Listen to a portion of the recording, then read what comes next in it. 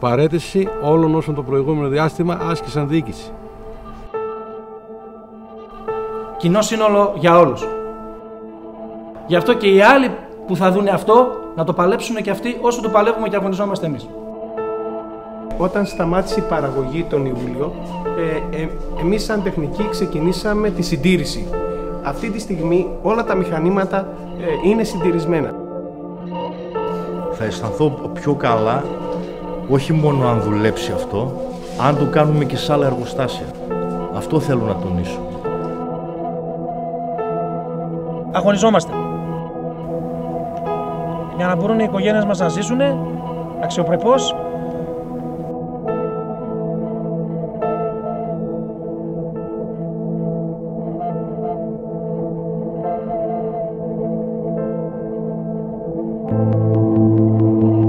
Μπορούμε να λειτουργήσουμε αυτή την επιχείρηση.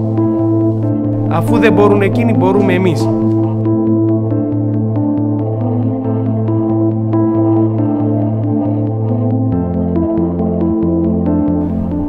Εδώ και 18 μήνες κάνουμε έναν αγώνα για να πάρουμε το εργοστάσιο. Εδώ κάνουμε τις βάρδιες 24 ώρες βάσεως.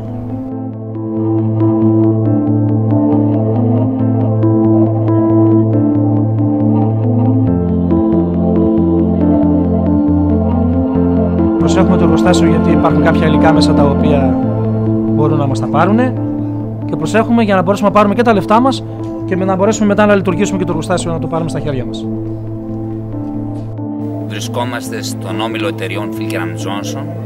Απαρτίζεται από 3 εταιρείες. Μητρική εταιρεία η Filkeram, Johnson, Πλακίδια, βιομηχανική μεταλλευτική στην οποία δουλεύω εγώ, η οποία ήταν η εταιρεία παραγωγής δομικών υλικών, στεγανοτικών υλικών, κόλλες πλακιδίων και τα σχετικά. Και η τρίτη εταιρεία, η Boca από ΑΕ, η οποία έβγαζε ειδικά πλακίδια. Ό,τι θες βγάζουμε μέσα, παιδιά. Άμα δεν τη βγάζαμε, δεν μπορείτε να φανταστείτε. Είναι φοβερά. Και γι' αυτό στεναχωριέμαι και λυπάμαι που θέλουν, αυτό το εργοστάσιο το παρατήσανε με τόσα προϊόντα και τόσα υλικά που μπορούμε να βγάλουμε. Και που ο κόσμος τα ζητάει. Είναι φοβερό δηλαδή. Το ιστορικό είναι ότι η Filkeram από το 1967 ήταν μια πολύ δυναμική εταιρεία, αλλά στην πορεία αυτό που κατάφερε είναι να φορτωθεί με χρέη πάνω από 35 εκατομμύρια ευρώ. Εκεί καλέστηκε η θυγατρική βιομηχανική μεταλλευτική να βοηθήσει την κατάσταση. Παίρνοντας δάνεια το 2009-2010 πάνω από 2 εκατομμύρια 700.000 ευρώ από τη θυγατρική της βιομηχανικής μεταλλευτική και μην επιστρέφοντάς τα. Φυσικά όχι ούτε να κάνει πτώχευση ούτε τίποτα άλλο, απλώς να παρατήσει το εργοστάσιο και να παραιτηθούν η διοίκηση από την εταιρεία και να μείνουν οι μετοχές στη μητρική Filkeram μην μπορώντας να αξιοποιηθούν. Ο αγώνας ξεκίνησε εφόσον υπήρχαν προβλήματα. Δεν ήταν από την αρχή έτσι. Το σωματείο πρέπει να πούμε ότι ιδρύθηκε το 2006. Ήταν στους αγώνες πάντα, στις απεργίες πήγαινε πάντα. Είχε μια ταξικότητα μπορούμε να πούμε, αλλά δεν είχε αυτή την παραστατικότητα που υπάρχει σήμερα. Εντάξει. Αυτά ξεκίνησαν όταν άρχισαν να μην μας πληρώνουν ξαφνικά. Να αργούν να μας πληρώσουν, να μας κόβουν επιδόματα, να δημιουργούνται διάφορες καταστάσεις. Έτσι, εμείς, σαν πρώτη αντίδραση, ήταν να πάμε στην επιθεώρηση εργασίας και να καταγγείλουμε.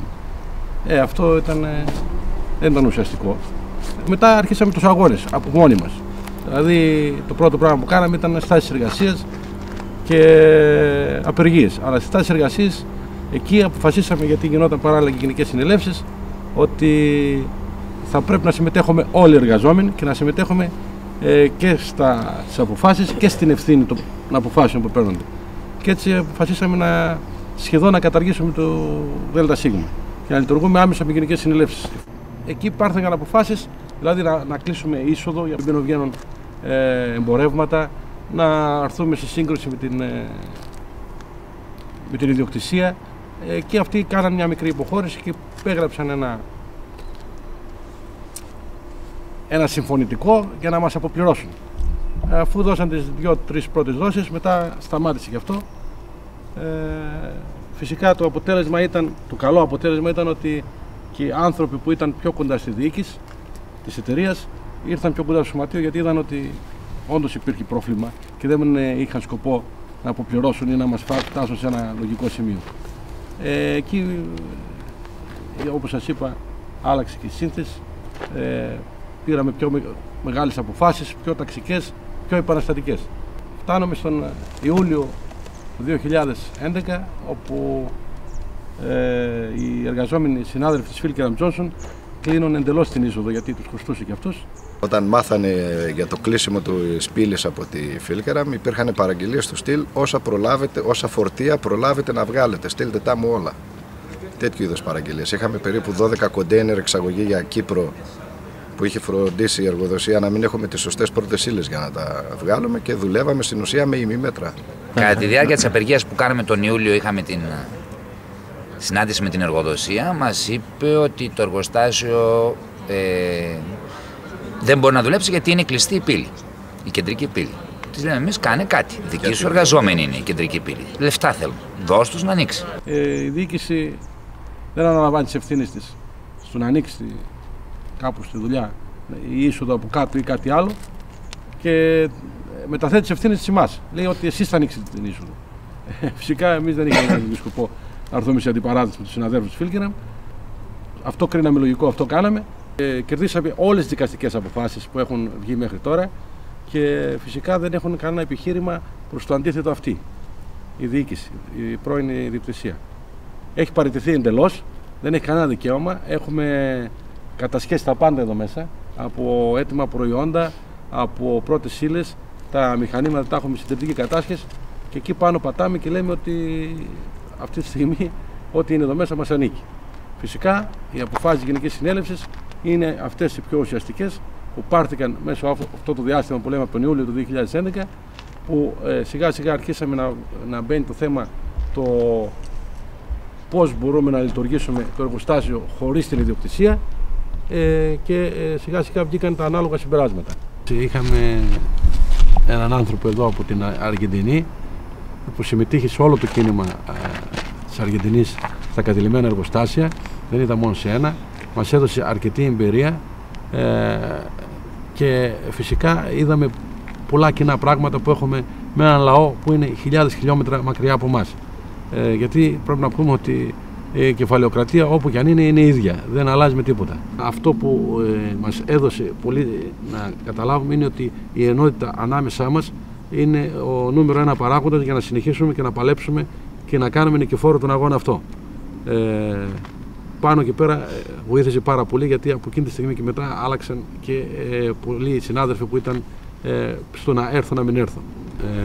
Πρέπει να πούμε ότι από τη δεύτερη κιόλας Γενική Συνέλευση υπήρχε μια πολιτική, γενικά το Σωματείο και των Γενικών Συνελεύσεων, στο να δημιουργηθεί ένα ταμείο αλληλεγγύης. Αυτό δημιουργήθηκε, όπως σας είπα, στη δεύτερη Γενική Συνέλευση, και αποφασίστηκε το 65% της συνδρομής να πηγαίνει προς τα εκεί. Έτσι δημιουργήθηκε ένα ποσό αρκετά καλό, που μπορέσαμε όλο αυτό το διάστημα να βοηθάμε τους ανθρώπους που είχαν το μεγαλύτερο πρόβλημα. Φυσικά βοήθεια, μην φανταζόμαστε οικονομική, ίσα ίσα που να έχουν τα απαραίτητα, να μπορέσουν να τρέφονται τουλάχιστον όπως πρέπει. Αυτό μπορέσαμε να κάνουμε. Μέσα σε αυτό το διάστημα, αυτό που κάναμε παράλληλα ήταν να δημιουργήσουμε ακόμα ένα ταμείο. Ήταν το Ταμείο των Ανακυκλώσιμων Υλών. Η εταιρεία, όπως λειτουργούσε η επιχείρηση, είχε κάποια σκουπίδια, ας πούμε, που τα θεωρούμε σκουπίδια, αλλά από αυτά εμείς θεωρήσαμε ότι πάνω από το 65-70% ήταν ανακυκλώσιμα. Έτσι κάναμε την πρόταση, πριν δημιουργηθούν τα προβλήματα, σε ιδιοκτησία, και τα πήραμε τη διαχείριση εμείς. Δηλαδή σε χαρτί, σε νάιλον και στο αλουμίνιο, και αργότερα και στους μέγα σάκους. Από αυτά υπήρχε μια εισρωή χρημάτων, πολύ μικρή, αλλά το πιο ουσιαστικό είναι ότι ανακυκλώθηκαν πάνω από 30-35 τόνους χαρτί, 6 τόνους νάιλον, και φυσικά δεν μπορέσαμε να τα δώσουμε τα αλουμίνια, είναι ακόμα μέσα, είναι πάνω από 500 κιλά αλουμίνιο. Αυτά για να συγκεντρώσουμε κάποια χρήματα πριν δημιουργηθούν τα προβλήματα και να είμαστε έτοιμοι για οτιδήποτε έρθει. Δεν ξέραμε ότι θα φτάσουμε εδώ, αλλά παρόλα αυτά καλά που ήταν αυτά και βοήθησαν κάποια κατάσταση. Η παραγωγή αυτού καθ' αυτού στη Θεσσαλονίκη έχει μειωθεί αν λένε αυτοί με τα νούμερα τους ό,τι θέλουν, εμείς λέμε ότι έχει μειωθεί πάνω από το 50%. Γιατί δεν δουλεύει κανένα εργοστάσιο. Όταν πας στη βιομηχανική περιοχή, το μόνο που θα δεις θα είναι κουφάρια και τίποτα άλλο. Και ανθρώπους να περιμένουν απ' έξω να πάρουν τα λεφτά τους. Αυτό γίνεται. Εμείς λέμε ότι αυτά που ζητάμε είναι κάτι παραπάνω. Κάτι παραπάνω πιο ουσιαστικό, όχι χρηματικό. Δηλαδή τι, αυτά τα εργοστάσια που μένουν και παρατιούνται και γίνονται κουφάρια, να μην γίνει αυτό, να μπούμε μέσα εργαζόμενοι, να τα πάρουμε, να λειτουργήσουμε κάτω από άλλο πλαίσιο φυσικά και να μπορέσουμε να αναπτύξουμε ξανά την παραγωγή και φυσικά και τη διάθεση του προϊόντος με άλλους τρόπους. Αυτό είναι εντός εισαγωγικών η φιλοδοξία μας, όχι απλώς να κλειστεί σε ένα εργοστάσιο που αν μείνει όπως είναι μοναδικό που να λειτουργούν οι εργάτες, δεν μπορεί να καταφέρει πολλά πράγματα. Το πολύ να καταφέρει είναι να εισχωρήσει μέσα στο όλο σύστημα σαν μια συνεταιριστική επιχείρηση. Εμείς λέμε να το πάμε λίγο παραπέρα και να καταφέρουμε να φέρουμε άλλους εργαζόμενους με τις πιο κοντινές ιδέες πάνω σε αυτό το ζήτημα. Δεν λέμε ότι το δικό μας είναι η πανάκια, το δικό μας σύστημα, αλλά λέμε ότι αυτό που λέμε ότι μπορούν οι εργάτες να πάρουν τα εργοστάσια και να τα δουλέψουν. Τώρα κάτω από ποιο καθεστώς αυτό θα το βρουν οι ίδιοι εργαζόμενοι. Ξεκινήσαμε ένα καραβάνι που ξεκίνησε από τη Θεσσαλονίκη με μια συναυλία και πορεία και τώρα κατευθυνόμαστε για Λάρισα, όπου εκεί θα γίνει μια εκδήλωση και μετά θα πάμε για Βόλο, όπου θα γίνει πάλι πορεία εκεί πέρα και μια εκδήλωση για τη βιομηχανική μεταλλευτική. Την Κυριακή θα κατευθυνθούμε για Αθήνα, όπου και εκεί στα Προπήλαια θα γίνει μια συναυλία και την Δευτέρα το πρωί πορεία για το Υπουργείο, όπου θα πάμε να απαιτήσουμε από τον Υπουργό για το αίτημά μας που είναι συνεταιρισμών εργατών.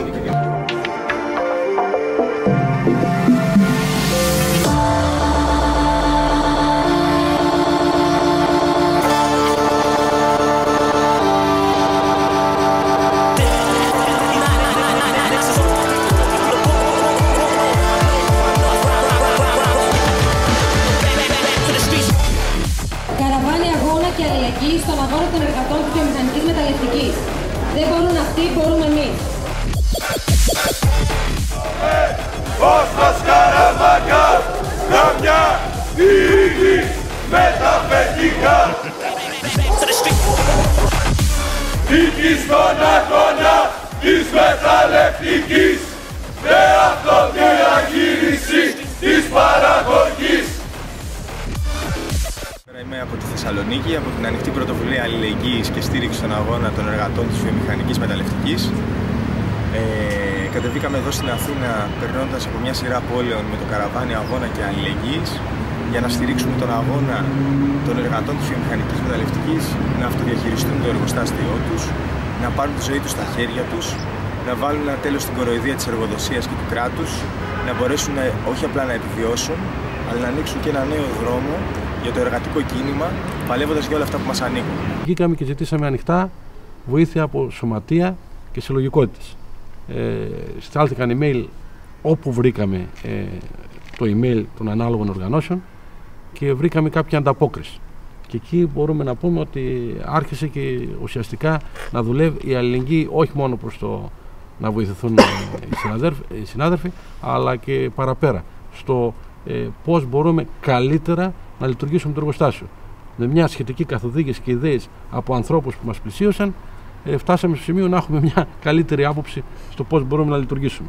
Δηλαδή η αλληλεγγύη δεν είναι μόνο το να βοηθηθούμε σε πρώτη φάση αυτό που λέμε το βιοπεριστικό, αλλά και παραπέρα όταν θα λειτουργήσουμε κοιτάμε να προωθούμε κάποια προϊόντα από αυτά που παράγουμε κινηματικά μέσω της αλληλεγγύης. Και πολλοί από ό,τι φαίνεται από τους αλληλέγγυους, αυτοί που είναι μακριά τουλάχιστον, αυτό που μπορούν να εγγυηθούν σίγουρα σαν αλληλεγγύη είναι αυτός ο τρόπος. Και όχι να σταθούν κάποια τρόφιμα, όπως ξέρουμε τα ναύλα είναι πιο πολλά από ό,τι είναι η ουσία του προϊόντος που θα στείλουν. Άρα έχουμε χτίσει την αλληλεγγύη αυτή και νομίζουμε ότι είναι σε σωστές βάσεις. Η αλληλεγγύη δεν κλείνεται μόνο στον ελλαδικό χώρο, πάει παραπέρα, δηλαδή βρίσκουμε αλληλέγγυους από την Κοπενχάγη, στη Βιέννη έχει συσταθεί ομάδα αλληλεγγύης, στην Αυστραλία μας στέλνουν mail ότι είναι αλληλέγγυοι και από πολλά μέρη του κόσμου. Αυτό μας δίνει θάρρος, όχι μόνο ότι θα σας βοηθήσουμε κάπως, αλλά δίνει θάρρος που βλέπεις ανθρώπους δίπλα σου και αυτό που εσύ το έχεις σαν ιδέα, αυτοί να το στηρίζουν και να θέλουν να γίνει πράξη. Πιστεύω ότι όσο βαθαίνει η κρίση και στην Ελλάδα και στην Ευρώπη, γιατί δεν είναι μόνο η Ελλάδα, οι ίδιες συνθήκες αντίστοιχες τουλάχιστον είναι και σε Ιταλία, Ισπανία, Ιρλανδία και τελικά όλος ο κόσμος είναι να πάρθει αμπάριζα από αυτή την κρίση του καπιταλισμού. Αναγκαστικά αυτές οι πολύ άσχημες συνθήκες που δημιουργούνται για τον απλό κόσμο θα τον οδηγήσουν στη μόνη λύση ουσιαστικά που τα απομένει. Να πάρει ο ίδιος την παραγωγή στα χέρια του. Θεωρώ λοιπόν ότι αυτός ο αγώνας δεν θα μείνει στη βίωμα. Η Επιτροπή Αλληλεγγύης της Θεσσαλονίκης που μας πλησιώνει πολύ σωστά, όπως νομίζουμε εμείς, βοηθάει σε ένα οργανωτικό κομμάτι, στο να οργανωθούν πορείες, να οργανωθούν συγκεντρώσεις, να οργανωθούν κάποια πάρτι που θα αποφέρουν κάποια χρήματα, ας πούμε, που να μπορούμε να λειτουργήσουμε τουλάχιστον το κομμάτι του να προπαγανδίσουμε τη δουλειά μας προς τα έξω και όλα αυτά. Αυτό είναι το βασικό που έχει κάνει η Επιτροπή Αλληλεγγύης και μας έχει δώσει και το θάρρος, γιατί σας είπα ότι έχει σταθεί δίπλα μας σε περιπτώσεις που ήμασταν, δηλαδή στον Ιούλιο του 2012 ήμασταν σε μια κατάσταση απελπιστική και από εκεί πήραμε το θάρρος και είδαμε ότι όχι μόνο ένας, δύο, τρεις ανθρώποι μπήκαν πιο ουσιαστικά μες στον αγώνα, είδαμε ότι δέθηκε ακόμα πιο πολύ η Γενική Συνέλευση, μεγαλύτερη συμμετοχή του κόσμου, μεγαλύτερη συμμετοχή στους αγώνες, στον δρόμο, στις δράσεις που γίνονται από όλους τους εργαζόμενους, γιατί είδαν ότι αυτό που υποστηρίζουμε εμείς δεν είναι απλώς μια εικόνα δικιά μας, αλλά είναι μια φιλοδοξία των περισσότερων γύρω από εμάς. Και αυτό μας δίνει το κουράγιο και συνεχίζουμε με περισσότερη αισιοδοξία. Οι εργάτες της ΒΙΟΜΕ μπορούν να νικήσουν, αρκεί να έχουν μαζί τους την εργατική τάξη, τους εργαζόμενους και τους ανέργους της χώρας, ώστε να βάλουμε μπροστά ένα εργατικό κίνημα που θα παλέψει και θα κερδίσει όλα αυτά που έχει πραγματικά ανάγκη. Οι εργάτες της ΒΙΟΜΕ δεν μπορούν να αλλάξουν τον κόσμο μόνοι τους. Αλλά τίποτα, πραγματικά τίποτα δεν μπορεί να αλλάξει όταν αγώνες σαν της βιομηχανικής μεταλλευτικής παραμένουν μόνοι, αβοήθητοι και αστήριχτοι από το σύνολο της πληττόμενης κοινωνικής πλειοψηφίας. Δεν μπορούμε να περιμένουμε λοιπόν τίποτα ούτε από τα κανάλια, ούτε από τους βουλευτές, ούτε από το σύστημα της διαπλοκής, ούτε από τον κοινοβουλευτισμό. Ήρθα την Αλεξανδρούπολη. Εκεί πέρα υπάρχει πρωτοβουλία αλληλεγγύης στη βιομηχανική μεταλλευτική, έχει γίνει εκδήλωση. Πήγε καλά γενικά, προσπαθήσαμε πάρα πολύ και υπάρχει κόσμος ο οποίος το στηρίζει στην πόλη. Τώρα κατέβηκα για το καραβάνι και πιστεύω γενικά ότι ο μόνος δρόμος και η μόνη λύση είναι αυτή η διαχείριση που μπορεί να δώσει και την νικηφόρα πνοή εν τέλει και μπορεί να απελευθερώσει όλη την εργατική τάξη από όλη την κατάσταση τέλος πάντων την οποία υπάρχει, και αυτό ισχύει και για μένα που είμαι φοιτήτρια προς το παρόν και είμαι η επόμενη άνεργη, η επόμενη γενιά των ανέργων, και αυτός είναι ο δρόμος στον οποίο και προσπαθούμε και που πιστεύω ότι μπορεί να νικήσει και ο οποίος πρέπει να ακουστεί και σε όλο τον κόσμο, και μέσα από τη ΒΙΟΜΕ είναι ένας φοβερός αγώνας ακριβώς για αυτόν τον λόγο, γιατί έχουν και τη δύναμη και την υπομονή, ας πούμε, να το πω έτσι, και την αγωνιστικότητα να μπορέσουν να βγουν, να το πούνε και να το πετύσουν, ας πούμε. Γιατί είμαι στην Επιτροπή Αλληλεγγύης για τη ΒΙΟΜΕ. Πιστεύω ότι δεν υπάρχει άλλη προοπτική στον αγώνα από το να βάλουμε τα ζητήματα ότι είμαστε παραγωγή του πλούτου και πρέπει να διαχειριστούμε αυτό τον πλούτο εμείς. Δεν υπάρχει σήμερα μεσοβέζικη λύση που θα πεις ότι θα διεκδικήσω από τους εργοδότες να μου δώσουν κάτι όπως λέγαμε τον παλιό καιρό, σε εισαγωγικά τον παλιό καλό καιρό, ότι θα διεκδικήσουμε μία αύξηση, θα διεκδικήσουμε μία συλλογική σύμβαση που πρέπει να τις διεκδικούμε τις συλλογικές συμβάσεις, αλλά από τη στιγμή που αυτοί τα παίρνουν όλα πρέπει να τα ζητήσουμε και εμείς όλα. Και αξίζουμε να ζήσουμε μια αξιοπρεπή ζωή και όχι μια ζωή της ελάχιστης επιβίωσης, όπως μας το θέτουν αυτοί, και της εξαθλίωσης. Πιστεύω ότι ο αγώνας αυτός πρέπει να ενισχυθεί από όλη την εργατική τάξη. Πιστεύω ότι πρέπει να ξεσπάσουν και άλλες βιομέτ και να μπει σε όλο το μήκος και το πλάτος της εργατικής πάλης το ζήτημα της αυτοδιαχείρισης. Μπορούμε χωρίς αφεντικά και πρέπει να τα πάρουμε όλα με ένα ισχυρό ανατρεπτικό εργατικό κίνημα. Το οργανωτικό, όπως το βλέπουμε στις εργατικές συντηρητικές επιχείρησεις, όπως την ονομάζουμε, είναι ότι θα πρέπει να δημιουργηθεί ένα ΔΣ που θα διοικεί την εταιρεία άμεσα από τους εργαζομένους μετόχους, τους ονομάζουμε, όπου θα κατέχουν από μία μετοχή ο καθένας και θα μπορούν να ελέγχουν το ΔΣ με τακτικές γενικές συνελεύσεις. Και πρέπει να πούμε ότι αυτοί που θα μετέχουν στο ΔΣ θα πρέπει να είναι άμεσα ανακλητοί. Άμεσα ανακλητοί από τη Γενική Συνέλευση όλων των εργαζομένων. Επίσης, αυτό που έχουμε πάρει απόφαση είναι ότι οι μετοχές αυτές, φυσικά δεν θα είναι ένα χαρτί που θα το έχει στο σπίτι σου και θα λες είμαι ο μέτοχος, θα είναι ένα μέρισμα που δικαιούται ο κάθε εργαζόμενος που θα αποφασίσει να συμμετέχει, δεν θα έχει κληρονομικό δικαίωμα. Δηλαδή δεν θα μπορεί να το έχει κάποιος και να το δώσει στο γιο του αύριο μεθαύριο ή να το δώσει έναν υψιό του, ή με τον κίνδυνο αυτόν που θέλουμε να αποτρέψουμε να μαζέψει κάποιος παραπάνω μετοχές από μία, όπως λέμε εμείς.